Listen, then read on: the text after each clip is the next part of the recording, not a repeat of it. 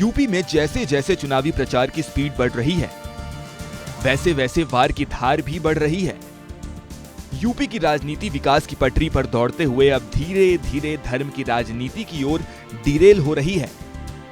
हिंदू और हिंदुत्ववादी में फर्क बता चुके राहुल गांधी इस वक्त सीधे सीधे योगी आदित्यनाथ के निशाने पर हैं। अमेठी ने जिन लोगों को आजादी के बाद देश की सत्ता सौंपी थी, मलिक मोहम्मद जायसी की ये बात अगर उनके दिमाग में आई हुई होती तो संभवतः हिंदू और हिंदुत्व में भेद नहीं करते। लेकिन चूंकि जिन लोगों ने विभाजनकारी राजनीति को सदैव अपनाया, विघटन और विभाजन जिनके जीन्स का हिस्सा है, भाइयों बहनों, जिनकी खानदान और जिनके पूर्वज कहते थे कि हम तो एक्सीडेंटली हिंदू हैं, तो वे लोग अपने को हिंदू बोल भी नहीं सकते। दरअसल माना यह जाता है कि हिंदू बीजेपी के कोर वोटर होते हैं और उसी वोट में सेंधमारी के लिए राहुल गांधी अब हिंदू और हिंदुत्ववादी में फर्क कर रहे हैं। लेकिन कभी राहुल गांधी के संसदीय क्षेत्र रहे अमेठी से सीएम योगी ने एक्सीडेंटल हिंदू का नया दांव चला है। अमेठी की धरती से सीएम योगी ने बिना नाम लिए ही राहुल गांधी और उनके पूरे परिवार को निशाने पर लिया। दरअसल कुछ महीनों से राहुल गांधी लगातार हिंदू और हिंदुत्ववादी में भेद बता रहे हैं। आरोप लगाते हैं कि बीजेपी का हिंदू से कोई लेना देना नहीं, वो हिंदुत्व की सियासत कर रही है। दरअसल राहुल गांधी उसी सियासी पिच पर खेलने की कोशिश कर रहे हैं जहां पर बीजेपी खुद को सबसे ज्यादा मजबूत मानती है, और उसी पिच पर खुद को साबित करने के लिए राहुल लगातार उदाहरण के साथ हिंदू और हिंदुत्ववादी में फर्क कर रहे हैं। क्या हिंदू झूठा होता है? हिंदू का मतलब मैं आपको बताता हूं। हिंदू का मतलब वो व्यक्ति जो सच्चाई के रास्ते पर अपनी पूरी जिंदगी चलता है, उसे हम हिंदू कहते हैं। वो व्यक्ति जो अपने डर के सामने अपना सिर कभी नहीं झुकाता, उसको हम हिंदू कहते हैं। उदाहरण देखना हो तो हमारे सामने सबसे बेहतर उदाहरण महात्मा गांधी। एक तरफ हिंदू, दूसरी तरफ नथुराम गोडसे, हिंदुत्ववादी। उसको किसी ने महात्मा नहीं कहा।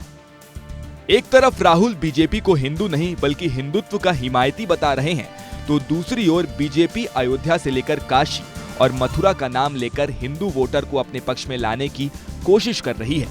यहाँ के पूर्व सांसद जब एक मंदिर में गए और मंदिर में घुटने टेक करके पूजा करने के दृश्य बैठने के लिए घुटना टेक करके जैसे बैठे, तो पुजारी ने कहा भी पालती मार के बैठो। उन्होंने कहा नहीं, हमें जानकारी नहीं है। उन्होंने कहा भैया ये मंदिर है, ये मस्जिद नहीं है, कम से कम इतना तो सीख लो। अब जिन लोगों को इतने भी संस्कार न हो, वे हिंदू और हिंदुत्व के बारे में भी इस प्रकार का दुष्प्रचार करें, तो ये उनकी बुद्धि का फेर है। और भाइयों बहनों, हम सबको अपनी परंपरा, अपनी संस्कृति और अपने संस्कारों पर गौरव की अनुभूति करनी चाहिए।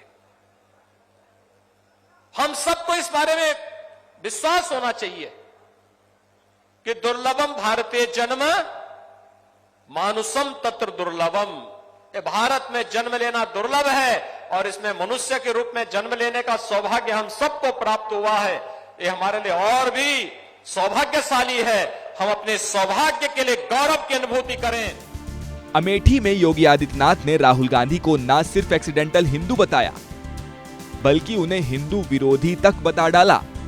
सत्ता के प्रति जो इनकी अति लालसा थी, इसने देश का भी विभाजन करवाया था, और यही लालसा लगातार तुष्टीकरण की हदें पार करते हुए कभी कश्मीर में धारा 370 लगाती थी, कभी अयोध्या में राम मंदिर पर ताला बंद करवाती थी, और कभी राम सेतु को तोड़ने के लिए ये लोग लालायित दिखाई देते थे। कभी इस देश में सांप्रदायिकता विरोधी कानून ला करके इस देश के हिंदुओं को कैद कर देना चाहते थे, उनकी आस्था के साथ खिलवाड़ करना चाहते थे। यूपी का चुनाव दिलचस्प होता जा रहा है। सारी पार्टियों ने अपने सारे घोड़े खोल दिए हैं। बीजेपी अब काशी और मथुरा की बात करके एक बार फिर हिंदुओं को रिझाने की कोशिश में जुटी है और विरोधियों को कोई काट समझ में नहीं आ रहा है।